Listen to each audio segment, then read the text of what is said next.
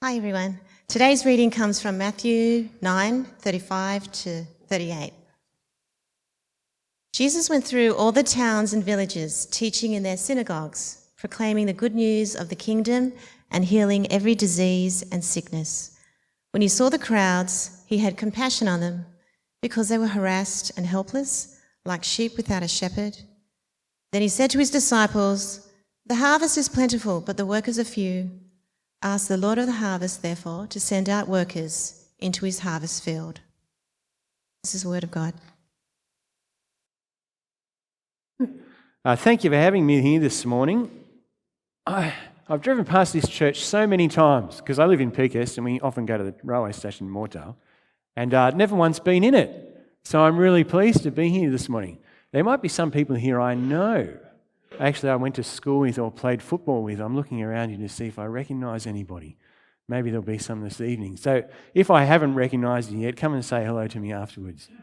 What I do now during the day is I lecture at Morling College, where I teach missions and New Testament and worldview and whatever else happens to be lying around.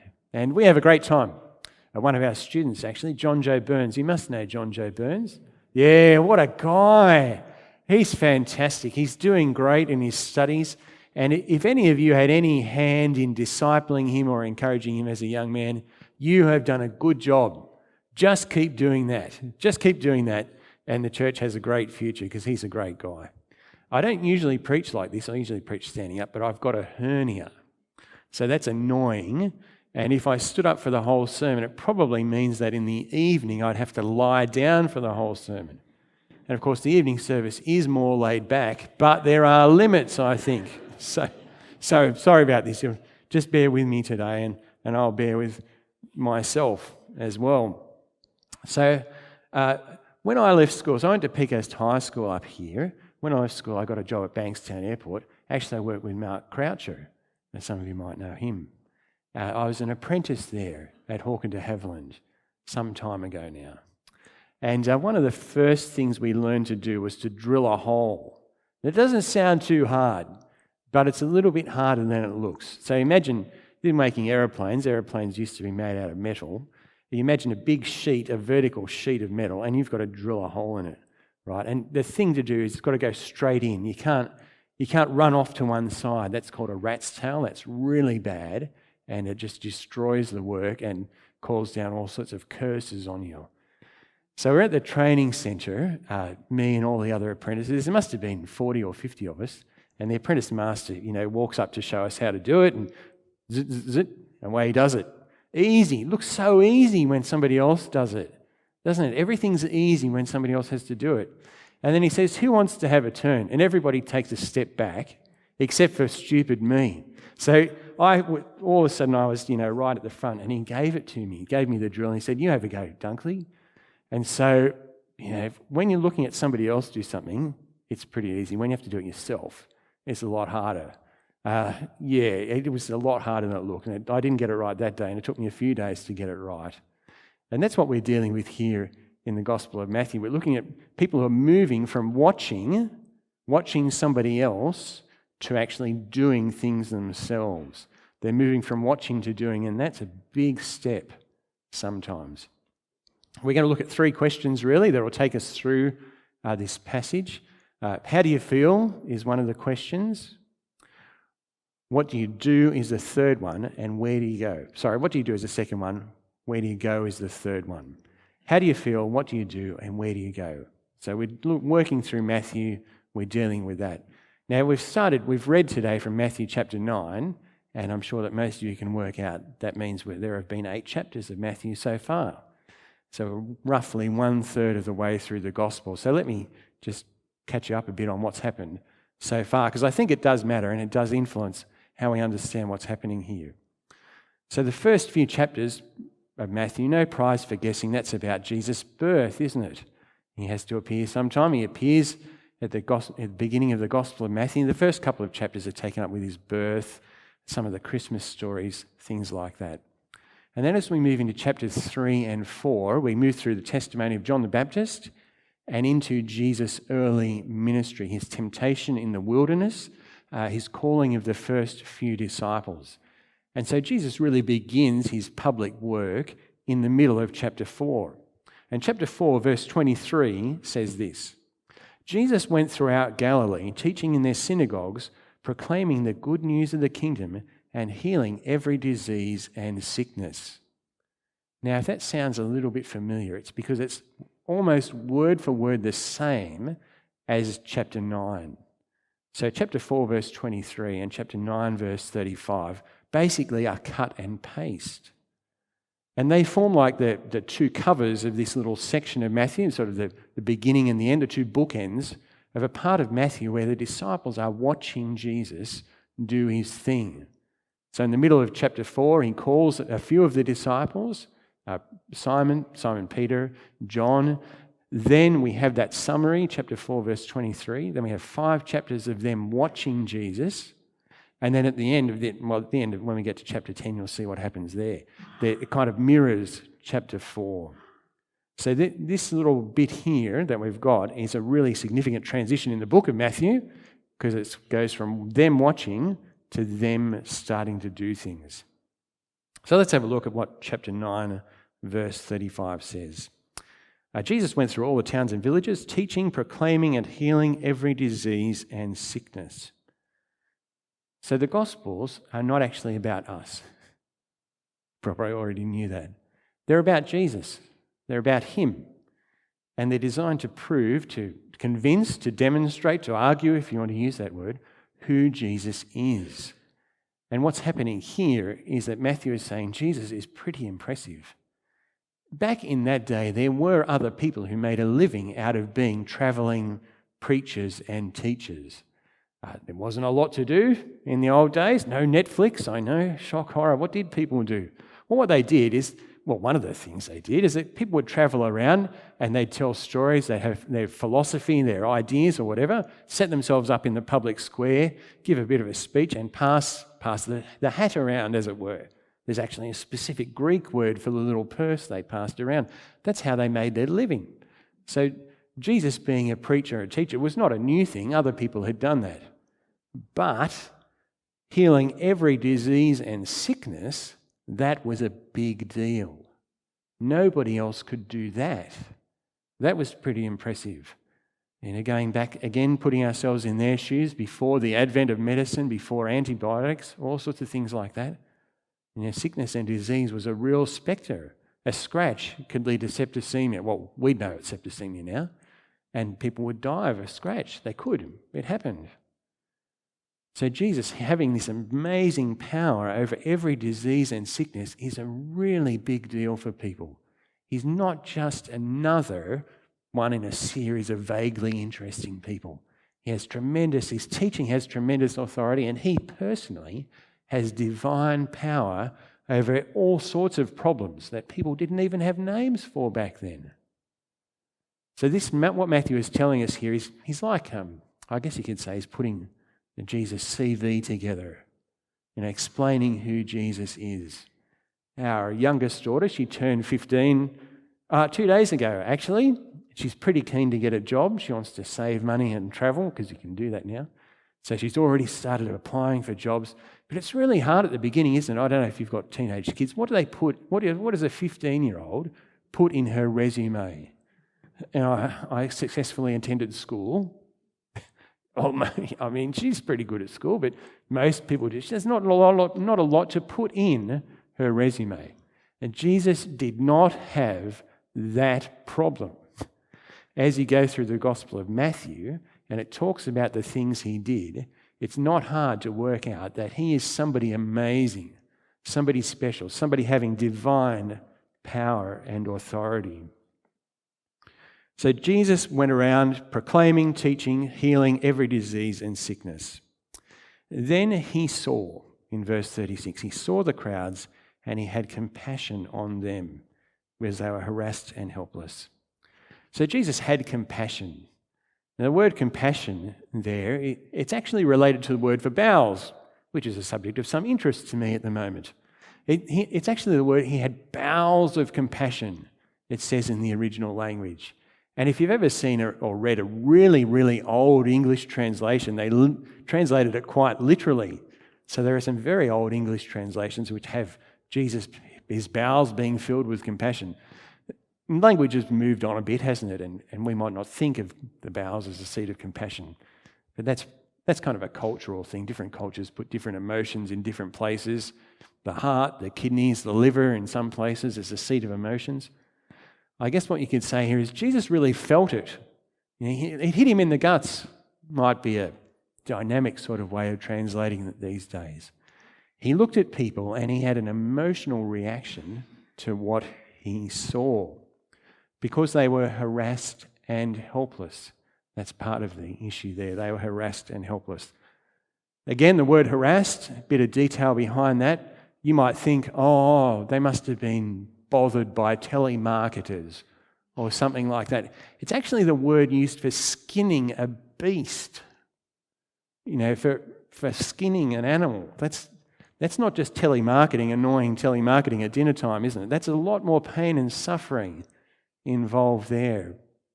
And the word for helpless was a word for actually being held down, being forced to the ground and basically more or less being strangled. So what Jesus saw were people who were really in a desperate situation, being skinned alive. Can't be fun, can it?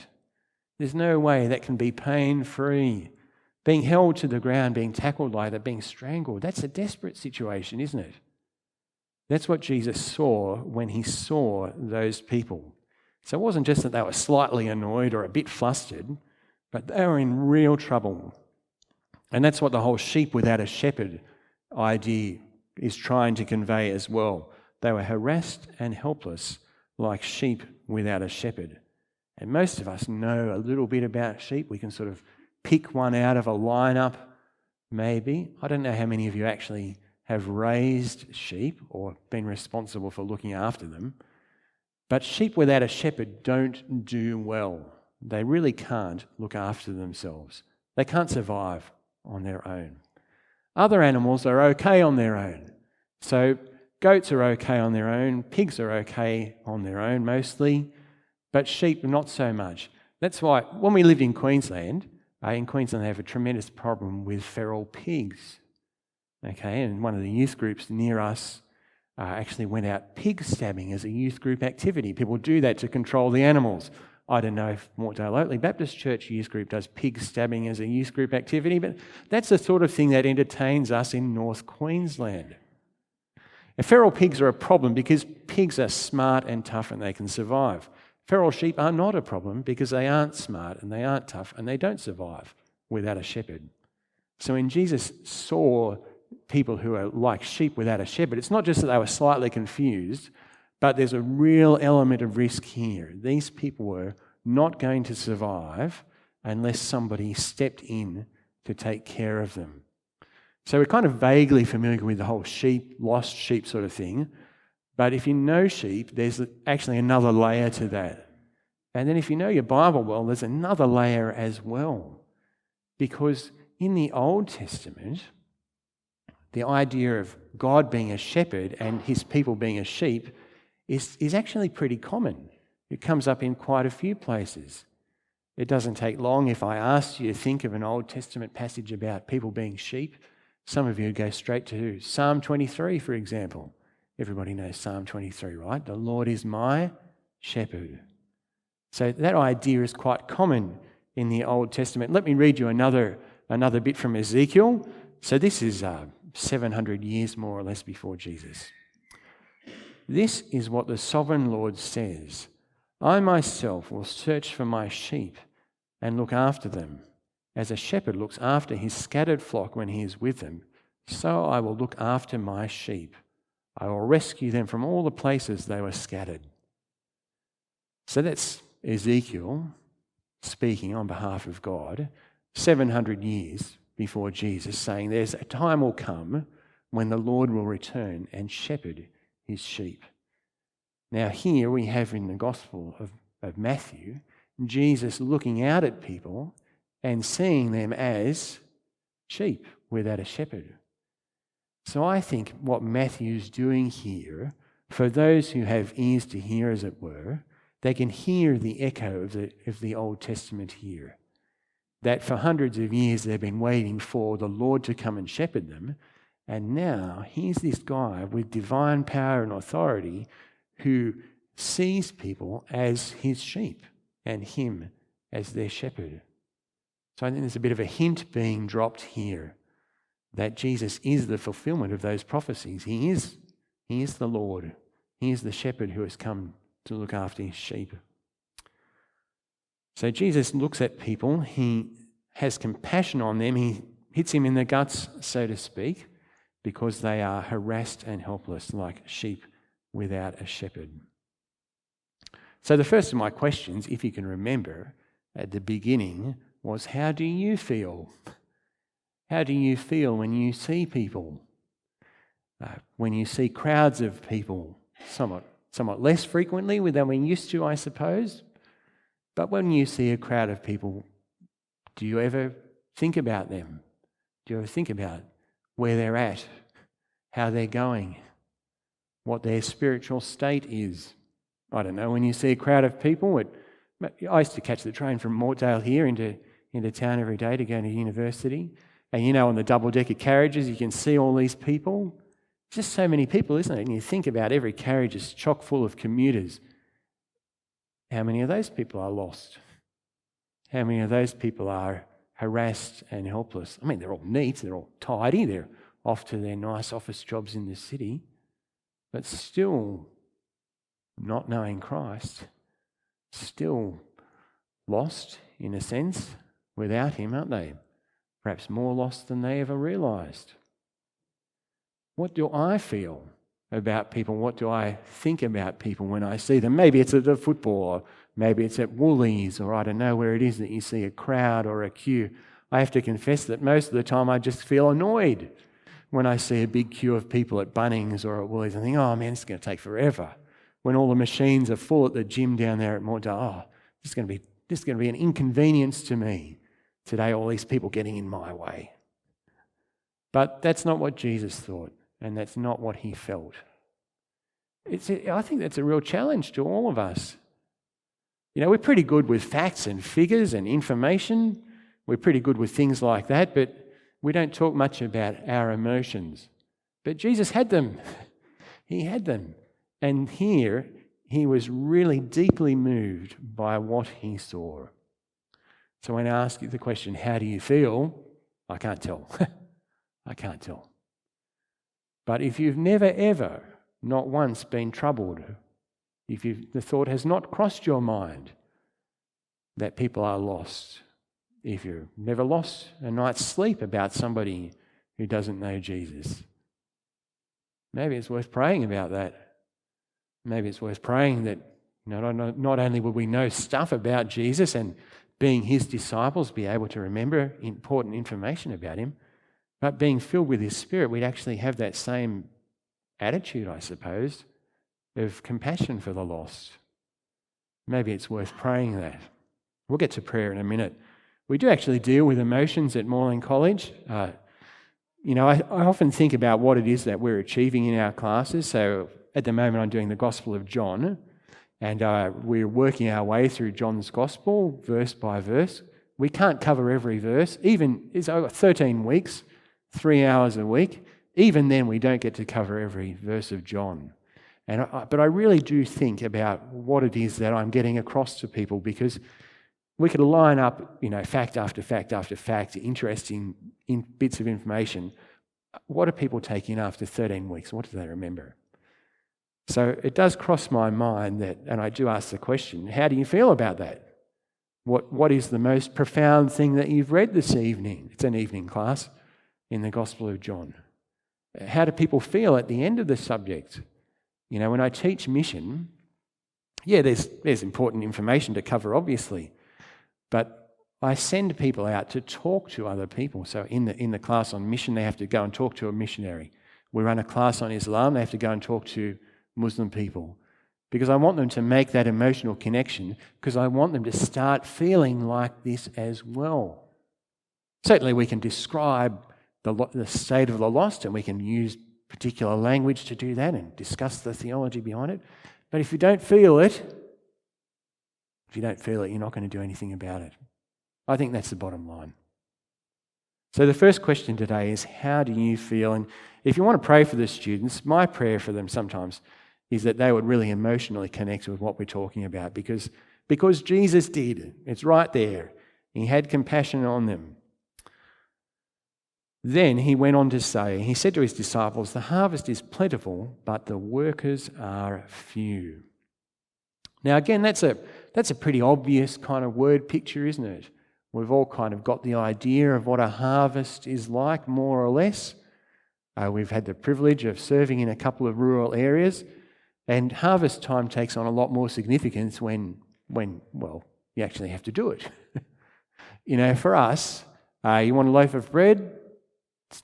How easy is it? Just Mortail Woolies is just over the hill, go and pick one up. But when you have to harvest it yourself, there's a lot more involved. It really is a tremendous amount of work goes on. People are desperate for the right conditions. You can't harvest when the weather's bad. It's a certain time when the fruit or the crop is just right to harvest. If you leave it any later, it's not going to be good enough. Too early, it won't be in the right position either. There really is this window of opportunity where you need to get it done. And people will work 12, 24, 36 hours straight to get it done sometimes, because it's such a time of opportunity and urgency. One of the places we lived, we knew the local meteorologist. He worked at the Navy base. I said, what do you do all day? What do you actually do? I mean, you get up in the morning, you predict the weather, and then what happens for the next 8 hours? He said, most of the day I answer the phone. This is before the internet was invented, you see. I said, who rings you up? Well, farmers ring me up. And what it was is that they wanted to get their hay in, but you need 3 dry days to get hay in. So people would ring up wanting to know the weather for the next 3 days, because if it was going to be wet, and they cut it today, they'd lose it all. It'd go rotten. So harvest is a time of really significant short opportunity, where there's great opportunity and also some kind of risk attached to that. And we might not feel that living in the city, but other people in other parts of the country know all about it. So there's that deeper level to the word picture. And also there's Old Testament background here as well. So let me read to you something from Jeremiah. Israel was holy to the Lord, the first fruits of his harvest. All who devoured her were held guilty, and disaster overtook them. So that's from Jeremiah. So again, when Matthew writes this down and people read it, those who have ears to hear, who are listening with all their senses, we might say, might pick up some echoes of the Old Testament. That the Lord of the harvest is now here, talking about his harvest, looking at people as though they are to be harvested. And it is a great time of opportunity and urgency, the harvest time. And I was really pleased to hear Terence pray for the people who are fasting this month, Muslim friends. We've got some Muslim friends come stay with us for the weekend. They come up to go to the night markets at Lakemba. So I don't know if you know this, but the main street of Lakemba is closed off every night during Ramadan. There are crowds of people there breaking the fast together, and there are Christian people there too. So there are Christian people who've set up the peace tent, they call it, and there's a whole team of people there working late into the night, just chatting to people. They've set up like lounge chairs and couches for people to sit on. They've got stories to share with people, and they're having fantastic conversations. A couple of our students are there, a couple of people from Nawi. It's just this amazing opportunity. Every time I catch up with them, the students, they've got another story to tell about an opportunity they've had to share the gospel with somebody at Lakemba. It's not that far from here, really, Lakemba, is it? Not that far away. And there's a great harvest to be had there. We actually live, I think, in a great time of great opportunity as well. So Jesus saw the crowds. They were harassed and helpless like sheep without a shepherd. The harvest is plentiful, but the workers are few. What's the next thing that happens? Well, if it was left up to me, the next thing would be to do something. I'm really actually not very good at sitting down. although I am sitting down today. I don't like sitting around much. I'm more of a doer of things. So in my family, I have the reputation of being the busy person. When dinner's finished in the evening, I'm the first person to kind of leap up and start the washing up. I'm not as bad as other members of my family, okay, because a person who will remain nameless, he has been known to take plates away from the table while people were still eating. So I'm not at that level. There's probably some kind of name for that, but I don't have whatever that is. But I'm on the way. I'm not really good at sitting around. I'm pretty awful in prayer meetings because I fall asleep. So here's some advice for you. What I do now in prayer meetings, because it's always embarrassing to fall asleep, especially if you're the pastor of the church. You get the notes and you fold them in half, and while you're praying, you have them pinched between your fingers in your right hand while you're praying, because then if you do nod off and you relax, they fall to the ground, which wakes you up. And nobody realises that in the scene. Nobody realises that you've been out of it or you're about to nod off completely. That's a really good alternative, because the other alternative of, head right back, that's a dead giveaway, isn't it? Everybody knows you've nodded off then. But if you do this, so try it next time, get the notes between your... Because I don't know any way around that. I used to fall asleep in church all the time too. It happens less often now that I'm preaching, but occasionally. So if it happens today, just kind of walk out quietly, and I'll wake up later on. So I'm not really good at sitting around. I hate sitting around. So if it was up to me, if Jesus said the harvest is plentiful but the workers are few, right, I'm the man who's got a plan, I've got a map, I've got the villages of Israel, I've got distances, I've got travel times, I've got the number of disciples, and I've got all these calculations happening in my head. Because we've got to do something, right? Do something. No. That's not the first thing that Jesus does. He does get around to that in a minute, we'll see it, but it's not the first thing that's on his mind. What's the first thing that they should do, given there's this risk, this opportunity? These people are really in trouble. The people he's looking at, they're not going to survive. The first thing we need to do is pray. That's right. The thing that I'm hopeless at. The first thing we need to do is pray. So first question, how do you feel? I can't tell by looking at you. I honestly can't. A second question, what do you do? Pray. Anybody can do that. Actually, anybody can do that, and everybody can do that.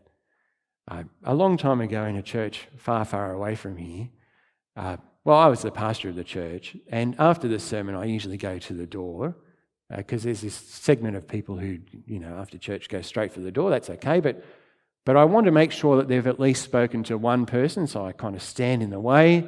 I don't actually trip people over, okay? There's occupational health and safety to consider, but I do sort of make it hard to get away without at least talking to one person. So I'd stand up there, and this lady, Marion, used to come by every Sunday morning. As Marion, very frail lady, she had a medical condition that meant she had to be fed by a tube, so well into her 80s, just thin as a bird, really, just so light. While her husband was alive, he was the pastor of a church. She was, the backbone of the church. I'm sure you've got people like that. She told me all the things she did in church. She played the music. She ran the ladies' group. She ran the Sunday school. But now she used to say to me every Sunday, "Oh, Graham, I can't do anything now but pray." And for the first 25 or 30 times, I didn't know what to say. But after a while, it frankly got a bit annoying. And so I was ready. I thought about this for a long time. And what's written here? I said to her, "Marion, you tell me every week you can only pray. That's the only thing you can do. But it's actually the most important thing that anyone can do is pray." That was the first thing that Jesus asked people to do, was to pray. So I take it it's the most important thing, and it's a thing that anybody can do. So don't tell me you can only pray now. Praying's probably the most important thing you can do. And who knows but that actually, and this is what I said to her, but that this period of your life where you're praying so intently is actually going to be the most fruitful period of your life. I don't know that. Nobody will know that. I guess we'll find out one day. But it could be. It could be that your prayers now are actually more fruitful than, the same for all of us. All the rushing about that we used to do when we rushed about. So what do you feel? How do you feel? I don't know. Can't tell. What do you do? Well, I hope that somewhere along the way you get to pray, because that is the first thing that's on Jesus' mind. I'm getting better at it, probably, slightly. It depends a bit on the day, but it's a work in progress. I think it is for most people, to be honest. Just moving into chapter 10, what happens there? Chapter 10, Jesus sends out the 12. So if you remember at the beginning of the sermon, I know that was a little while ago now, in chapter 4, calling of the first disciples, summary of Jesus' ministry, chapter 4. Chapter 9, summary of Jesus' ministry, sending of the disciples. So kind of mirror image thing happening here. He called his 12 disciples too in chapter 10, gave them authority to drive out impure spirits and to heal every disease and sickness. Sounds a bit familiar, a lot like chapter 9. Then Jesus sent out the 12 with the following instructions in chapter 10, verse 5. So now they've been sent. They were told to pray, now they've been sent. I wonder how that felt. I wonder if any of them sort of found themselves on the road thinking, hang on a minute, we were asked to go to a prayer meeting and that would have been okay. I'd be happy to sit around and pray, have a couple of scones, a cup of tea. And here I am on the road, in the dust and the dirt, having authority and now, in fact, responsibility to deal with all these problems. How did that happen? I thought I was just going to pray and now I'm actually being sent. So when you pray, you might end up answering your own prayers. That's what happened here, isn't it?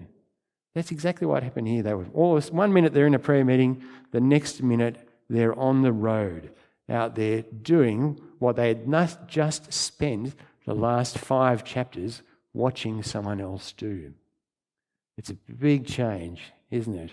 It's one thing to watch somebody else do it. It's another thing to have to do it yourself.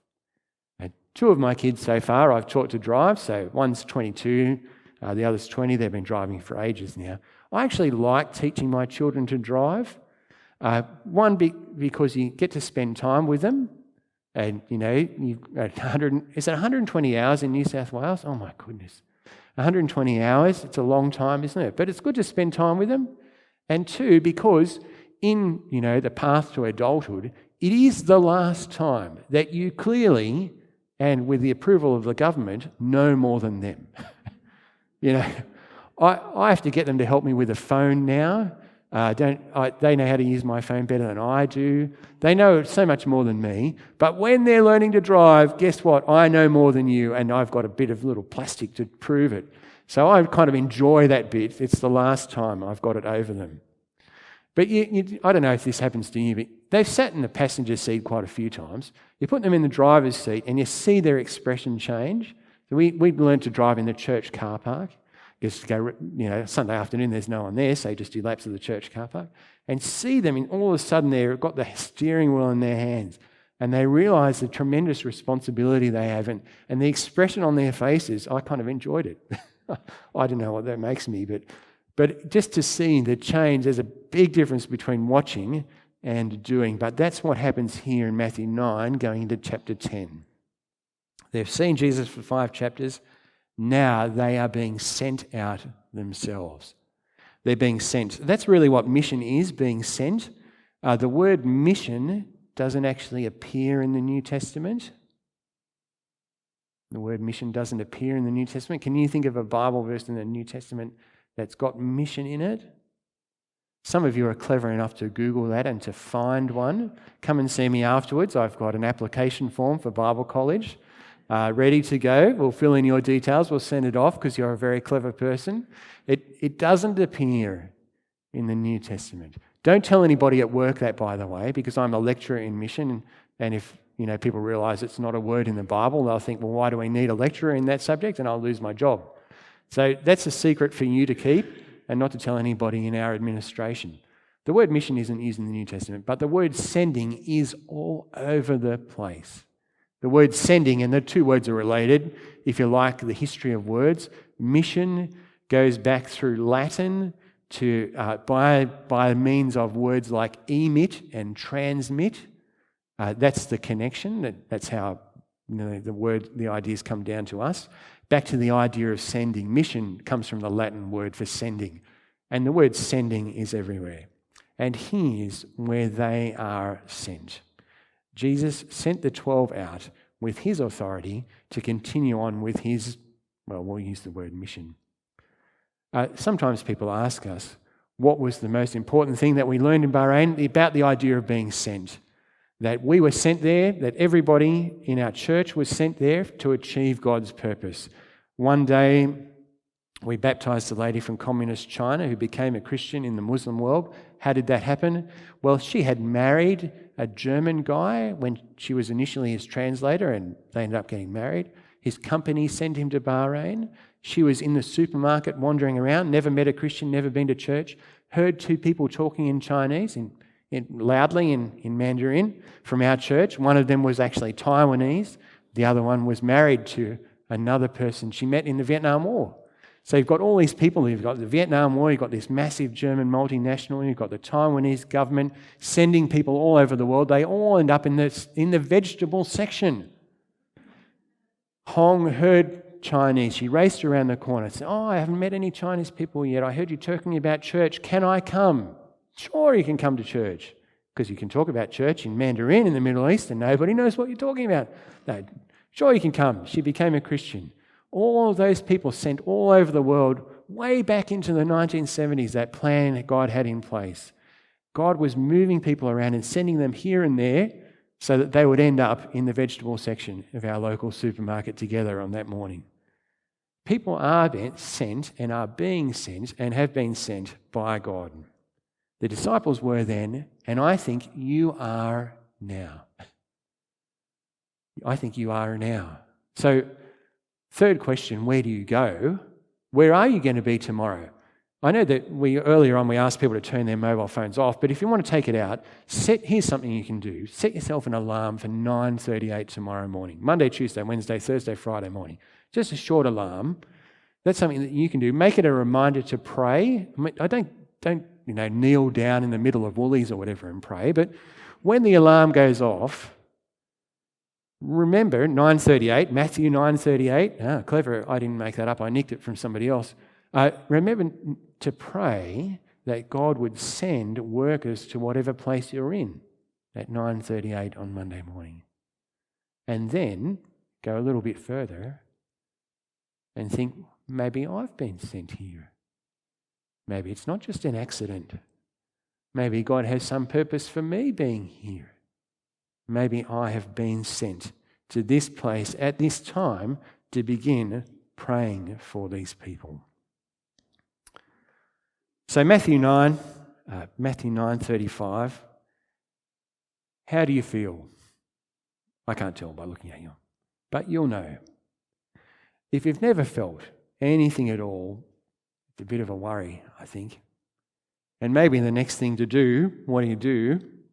Maybe the next thing to do is to pray. Third question, where do you go? No idea. I can't tell, again, by looking at you, but God willing, you'll be somewhere at 9:38 tomorrow morning. Wherever you are, you've been sent there by God. You've been sent there by God. Let's pray. Heavenly Father, thanks for the opportunity to gather together this morning, to hear from your word, to think about the Lord Jesus, his life, his feelings, what he said and what he did. We pray too that you would give us the consciousness, the idea that you are sending us into the world to continue on his work. 9:38 tomorrow morning, help us to be people of prayer, help us to be people of vision, of compassion, help us to be people who are sent. Amen.